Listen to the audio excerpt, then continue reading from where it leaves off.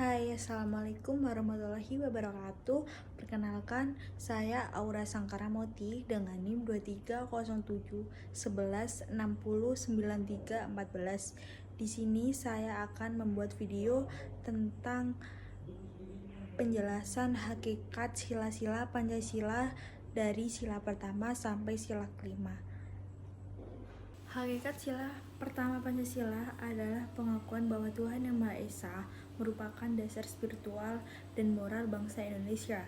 Sila ini menegaskan bahwa kehidupan berbangsa dan bernegara harus dilandasi oleh kepercayaan terhadap Tuhan tanpa memaksakan agama tertentu, serta menghargai kebebasan beragama. Hakikat sila pertama, yang pertama pengakuan terhadap Tuhan, bahwa bangsa Indonesia mengakui adanya Tuhan Yang Maha Esa yang menjadi sumber nilai moral, etika, dan spiritual dalam kehidupan berbangsa. Yang kedua, kebebasan beragama dan berkeyakinan. Negara menjamin kebebasan tiap individu untuk memeluk agama atau kepercayaannya masing-masing. Yang ketiga, tidak memaksakan agama, tidak ada paksaan dalam memeluk atau meninggalkan suatu agama. Yang keempat, menjunjung toleransi antar umat beragama. Kehidupan antar umat beragama harus saling menghormati, damai, dan tidak diskriminatif. Yang kelima, menjadi dasar moral bagi sila-sila lain. Sila pertama menjadi landasan spiritual dari seluruh sila dalam Pancasila. Contoh penerapan sila pertama di lingkungan keluarga yaitu orang tua yang mengajarkan anaknya berdoa sesuai agama yang dianut. Contoh yang kedua, menghormati anggota keluarga yang berbeda keyakinan.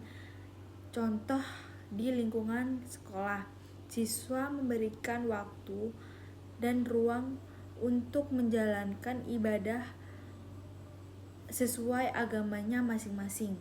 Contoh yang kedua, tidak menghina atau mengejek teman yang berbeda agama. Contoh di lingkungan masyarakat, ikut menjaga tempat ibadah agar tetap aman dan nyaman. Contoh yang kedua, menghadiri undangan perayaan keagamaan tetangga sebagai bentuk toleransi. Contoh dalam kehidupan berbangsa dan bernegara. Contoh yang pertama, negara mengakui 6 agama resmi dan memberikan perlindungan hukum bagi semua pemeluknya. Contoh yang kedua, pemerintah menetapkan hari libur nasional untuk perayaan agama yang berbeda-beda. Contoh yang ketiga, ASN atau pejabat publik wajib netral dan adil terhadap seluruh agama. Hakikat sila pertama Pancasila adalah menjadikan ketuhanan sebagai pondasi kehidupan bangsa yang menjunjung tinggi toleransi, kebebasan beragama, dan persaudaraan antar umat beragama. Implementasi nilai ini penting untuk menjaga kerukunan dalam masyarakat yang majemuk seperti Indonesia. Selanjutnya yaitu bunyi sila kedua Pancasila, kemanusiaan yang adil dan beradab. Makna sila kedua menegaskan bahwa setiap manusia memiliki martabat, hak, dan kewajiban yang sama yang harus diperlakukan secara adil, berperikemanusiaan, dan beradab. Inti hakikat sila kedua, yang pertama, menghargai martabat manusia sebagai makhluk Tuhan. Setiap manusia memiliki nilai dan kedudukannya yang sama tanpa membedakan suku, agama, ras, atau golongan. Yang kedua, menjunjung tinggi keadilan dan persamaan hak. Setiap orang berhak mendapatkan perlakuan yang adil dalam hukum, pendidikan, pekerjaan, dan kehidupan sosial. Yang ketiga, bersikap beradab, tidak kejam, dan tidak diskriminatif. Semua tindakan harus mencerminkan nilai-nilai kemanusiaan seperti kasih, sayang, empati, dan kesopanan. Yang keempat, menolak penindasan dan kekerasan. Segala bentuk penjajahan, perbudakan, kekerasan, dan perendahan martabat manusia bertentangan dengan nilai sila kedua. Yang kelima, mendorong solidaritas dan gotong royong. Nilai kemanusiaan juga mencakup kepedulian sosial terhadap sesama manusia. Nilai-nilai yang terkandung dalam sila kedua yaitu nilai kemanusiaan universal, nilai keadilan sosial, nilai persamaan hak dan kewajiban, nilai empati dan toleransi, nilai anti kekerasan dan anti diskriminatif. Contoh penerapan sila kedua dalam kehidupan sehari-hari di lingkungan keluarga. Membagi perhatian dan kasih sayang kepada semua anak secara adil. Yang kedua, mengajarkan sikap empati terhadap orang lain sejak dini. Contoh di lingkungan sekolah. Yang pertama, tidak membeda-bedakan teman berdasarkan warna kulit, agama, atau status sosial. Yang kedua, membantu teman yang mengalami kesulitan tanpa pamrih. Yang ketiga, menyelesaikan konflik dengan musyawarah, bukan kekerasan. Contoh di lingkungan masyarakat. Yang pertama, memberikan bantuan kepada korban bencana tanpa memandang asal-usulnya. Yang kedua, bersikap sopan santun kepada semua orang, tua ataupun muda. Yang ketiga, ikut serta dalam kegiatan sosial seperti donor darah atau bakti sosial. Contoh dalam kehidupan berbangsa dan bernegara. Yang pertama, pemerintah membuat kebijakan yang adil untuk semua warga negara. Yang kedua, penegakan hukum dilakukan tanpa pilih kasih. Yang ketiga, perlindungan terhadap hak asasi manusia atau HAM dijadikan prinsip utama. Sila kedua, kemanusiaan yang adil dan beradab adalah landasan moral dalam memperlakukan sesama manusia dengan keadilan, kesopanan, dan rasa hormat. Sila ini mengajarkan pentingnya persamaan hak, anti diskriminasi, serta perlakuan yang manusiawi dan penuh empati dalam seluruh aspek kehidupan. Selanjutnya adalah sila ketiga. Sila ini menekankan pentingnya persatuan dan kesatuan bangsa dalam keberagaman. Indonesia terdiri dari berbagai suku, agama, budaya, bahasa, dan daerah, namun tetap satu dalam semangat kebangsaan Indonesia.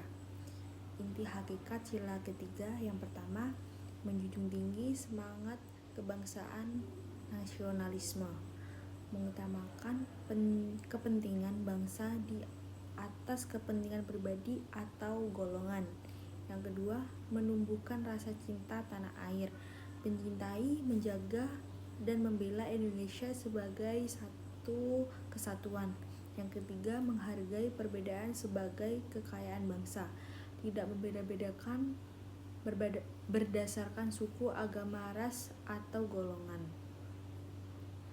Yang keempat, menolak sikap disentrigasi dan separatisme, menolak segala bentuk perpecahan, pertikaian, dan konflik yang mengancam keutuhan bangsa.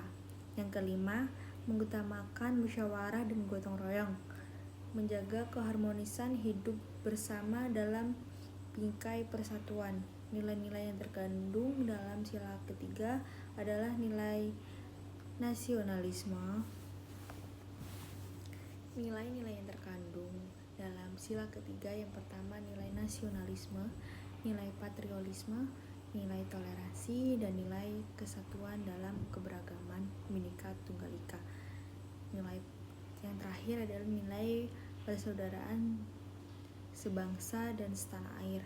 Contoh penerapan sila ketiga dalam kehidupan sehari-hari di lingkungan keluarga. Yang pertama, mendidik anak agar bangga sebagai orang Indonesia. Yang kedua, menyanyikan lagu kebangsaan dan mengenalkan budaya nasional di rumah. Contoh di lingkungan sekolah. Yang pertama, mengikuti upacara bendera dengan khidmat. Yang kedua, menjalin persahabatan dengan teman dari suku dan agama yang berbeda. Yang ketiga, menghormati lambang negara seperti bendera dan lagu kebangsaan. Contoh di lingkungan masyarakat. Yang pertama, ikut menjaga kerukunan antar warga meskipun berbeda latar belakang. Yang kedua, selanjutnya yaitu contoh di lingkungan masyarakat. Yang pertama, ikut menjaga kerukunan antar warga meskipun berbeda latar belakang. Yang kedua, tidak menyebarkan hoax atau ujaran kebencian yang memecah belah. Yang ketiga, ikut serta dalam kerja bakti atau kegiatan kemasyarakatan. Contoh dalam kehidupan berbangsa dan bernegara. Yang pertama, mendukung program-program pemerintah yang bertujuan menjaga persatuan nasional. Yang kedua, menolak gerakan separatisme atau radikalisme yang merusak keutuhan NKRI. Yang ketiga, mendukung pemilu yang damai, jujur, dan adil. Sila ketiga, Persatuan Indonesia mengajarkan kita untuk menjaga keutuhan berbangsa dan menjunjung tinggi semangat kebersamaan, toleransi, dan cinta tanah air. Sila ketiga, Persatuan Indonesia mengajarkan kita untuk menjaga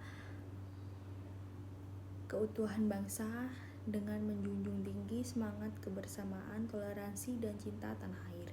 Walaupun berbeda-beda, kita tetap satu sebagai bangsa Indonesia.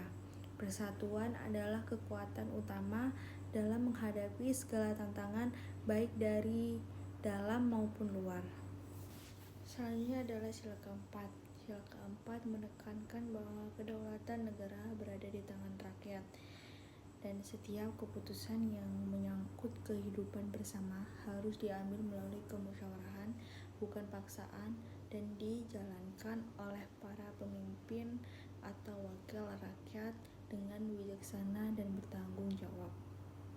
Hakikat dan inti pokok yang pertama adalah kedaulatan rakyat sebagai dasar demokrasi Pancasila. Yang kedua, rakyat adalah pemegang kekuasaan tertinggi dalam negara. Yang ketiga, pemerintah bertugas mewakili dan menjalankan kehendak rakyat.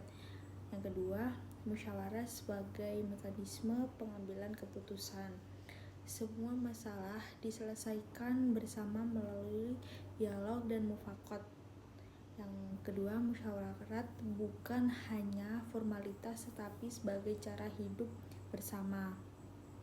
Yang ketiga, perwakilan sebagai bentuk sistem demokrasi. Aspirasi rakyat disalurkan melalui lembaga perwakilan seperti DPR, DPD. Wakil rakyat harus memperjuangkan kepentingan umum, bukan golongan. Yang keempat, hikmat kebijaksanaan dalam kepemimpinan. Pemimpin harus bijak, jujur, adil, tidak otoriter, dan berpikir panjang. Hikmat, akal sehat, moral, empati dalam mengambil keputusan. Menghormati keputusan bersama. Setelah musyawarah menghasilkan keputusan, semua pihak wajib mematuhi. Tindakan anarkis, pemaksaan, dan egoisme bertentangan dengan nilai ini. Nilai-nilai yang terkandung dalam sila keempat, yang pertama demokrasi Pancasila, bukan liberal atau otoriter. Yang kedua, musyawarah atau mufakat. Yang ketiga, etika dan tanggung jawab dalam berpolitik. Yang keempat, kepemimpinan yang berintegritas. Yang kelima, penghargaan terhadap perbedaan pendapat. Yang keenam, perlindungan terhadap hak minoritas. Yang ketujuh, anti kekerasan dan pemaksaan kehendak. Contoh penerapan sila keempat dalam kehidupan sehari-hari di lingkungan keluarga. Semua anggota keluarga berdiskusi saat membuat keputusan besar, misalnya pindah rumah, memilih sekolah, merencanakan liburan. Orang tua mendengarkan pendapat anak, bukan memaksakan kehendak. Contoh di lingkungan sekolah. Yang pertama, pemilihan ketua kelas dilakukan melalui pemungutan suara. Rapat OSIS atau organisasi siswa dilakukan dengan musyawarah untuk mufakat. Guru mendidik siswa menyampaikan pendapat dengan sopan dan saling menghargai. Contoh di lingkungan masyarakat. Musyawarah warga dilakukan saat menentukan kegiatan bersama seperti pembangunan jalan, pengaturan keamanan lingkungan, atau perayaan hari besar.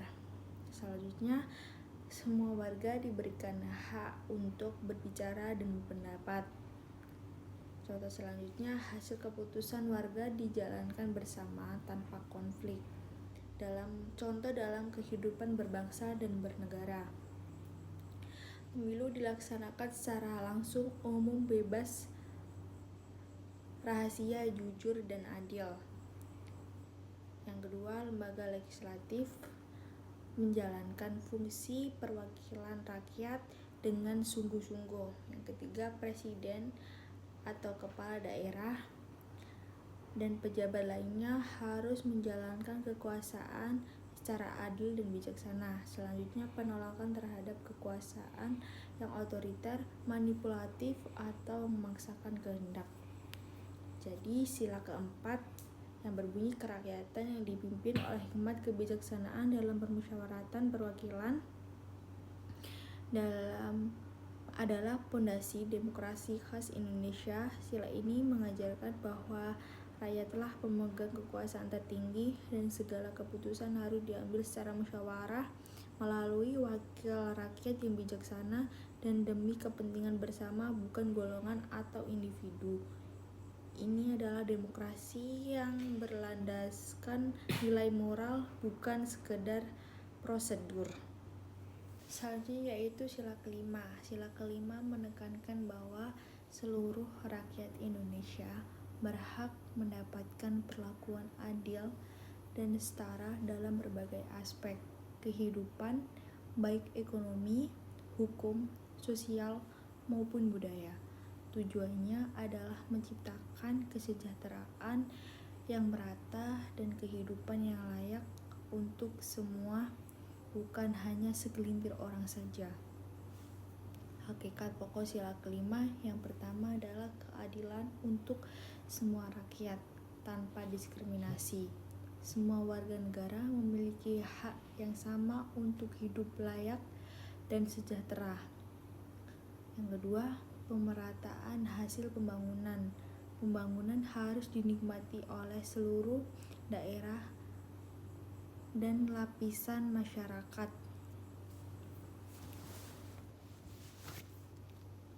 Selanjutnya yaitu yang ketiga, penghapusan kesenjangan sosial dan ekonomi. Negara harus mengurangi perbedaan antara si kaya dan si miskin. 4. Keseimbangan antara hak dan kewajiban. Tiap warga negara berhak mendapatkan perlakuan adil dan juga berkewajiban berkontribusi pada bangsa.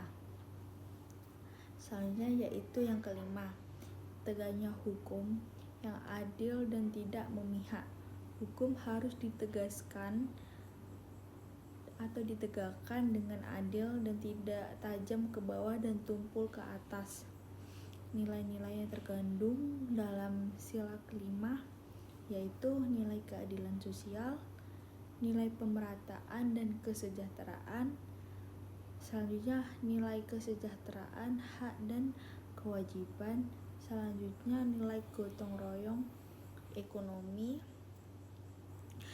Selanjutnya nilai anti penindasan dan anti ketimpangan. Selanjutnya nilai solidaritas dan empati sosial. Contoh penerapan sila kelima dalam kehidupan sehari-hari di lingkungan keluarga. Yang pertama, membagi tugas rumah tangga secara adil antara anggota keluarga. Selanjutnya, memberikan perlakuan yang sama terhadap semua anak tanpa pilih kasih. Contoh penerapan sila kelima dalam kehidupan sehari-hari di lingkungan sekolah. Yang pertama, memberi bantuan kepada teman yang kesulitan secara ekonomi, misalnya donasi seragam atau buku atau alat tulis lainnya. Selanjutnya, tidak membeda-bedakan teman berdasarkan status sosial atau latar belakang keluarganya. Selanjutnya yaitu contoh di lingkungan masyarakat. Yang pertama, menyalurkan bantuan sosial kepada warga miskin atau lansia secara merata. Yang kedua, ikut dalam kegiatan gotong royong tanpa membeda-bedakan pekerjaan. Selanjutnya, contoh dalam kehidupan berbangsa dan bernegara. Yang pertama, pemerintah menyediakan layanan pendidikan dan kesehatan yang bisa diakses oleh semua orang tanpa terkecuali. Selanjutnya, negara menetapkan kebijakan subsidi bagi rakyat miskin, misalnya bantuan pangan, subsidi listrik, dan lain-lain. Selanjutnya, penegakan hukum dilakukan secara adil tanpa memandang jabatan atau kekayaan. Selanjutnya, pembangunan infrastruktur jalan, listrik, atau air bersih merata hingga pelosok desa. Contoh kebijakan negara yang sejalan dengan sila kelima, yaitu program Indonesia Pintar, memberi bantuan pendidikan kepada siswa dari keluarga kurang mampu. Selanjutnya, program Kartu Indonesia Sehat atau KIS, menjamin akses layanan kesehatan untuk masyarakat miskin. Selanjutnya, bansos dan BLT, membantu masyarakat kecil agar tetap sejahtera di masa sulit. Selanjutnya, pembangunan desa dan daerah tertinggi, menjamin pemerataan pembangunan nasional. Selanjutnya, UU Ketenagakerjaan, melindungi hak pekerja dan memberi upah layak.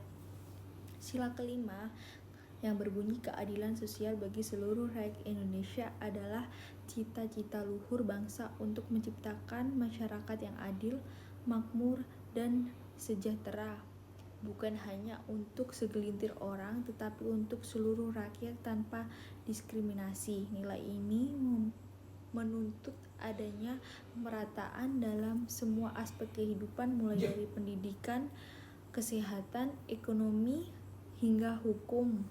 Inilah pondasi bagi kehidupan bangsa yang setara, saling peduli, dan berkeadilan. Sekian video penjelasan tentang hakikat sila pertama sampai sila kelima Pancasila. Jika ada salah kata, mohon maaf. Wassalamualaikum warahmatullahi wabarakatuh. Bye-bye.